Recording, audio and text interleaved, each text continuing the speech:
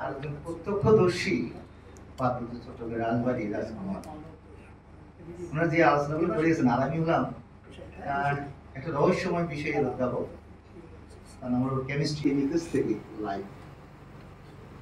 সুতরাং রাসায়নিক বিজ্ঞান এখন কোনো বিজ্ঞানী জানে না কোন কন্ডিশন বলুন জ্ঞান গর্ব আলোচনা করলেন, এই মহাসাগর সৃষ্টি করলেন।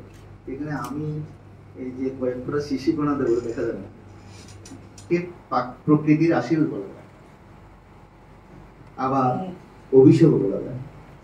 আশীর্বাদ বলছি এই জন্য, উদাহরণস্বরূপ বলা যায় আমাদের ইতিহাসবিদ বলছেন ফ্লাশ ব্যাক, উনি 18 এবং বর্তমানে পার্বত্য চট্টগ্রামের সংজ্ঞা গবেষণা করেছেন, উনি নিজেই বলেছেন এখনো সমস্যা।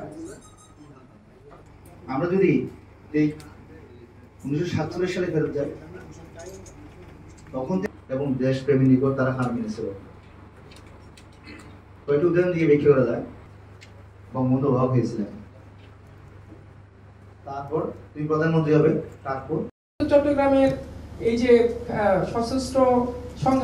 সশস্ত্র সংঘাতের মাধ্যমে একটি জনগোষ্ঠী তারা হচ্ছে যে বাংলাদেশ একটি 2041 মধ্যেই উন্নয়ন প্রক্রিয়া সবাইকে অংশগ্রহণ করতে হবে এবং সেখানে পার্বত্য চট্টগ্রামের যুব সমাজ তাদের ভবিষ্যৎকে অন্ধকারের দিকে নিয়ে পাহাড়ি জনগোষ্ঠী, তারপরে সেখানে নিরাপত্তা বাহিনী দৃষ্টিকোণ থেকে স্যার বলেছেন যে ম্যানেজিং দ্য ম্যান, যেটির মূল লক্ষ্য হচ্ছে যে সবাইকে নিয়ে বাংলাদেশ এবং সংস্কৃতি ধারণ করে এবং সেটা যে অহংকার, সে গর্বিত, এই একটা সমৃদ্ধ বাংলাদেশ গড়ার জন্য আমরা তাদের সাথে একীভূত হয়ে এই বাংলাদেশকে সোনার বাংলায়, এই যে আমাদের সংবিধান, আমাদের আইন, আমাদের যে man, machine, material, method, money and market, এবং সেই তৎপরতা কিন্তু লক্ষণীয়। বর্তমানে আমরা আমাদের বজায় রাখতে হবে এবং বাংলাদেশের যে সমৃদ্ধি, যে উন্নয়ন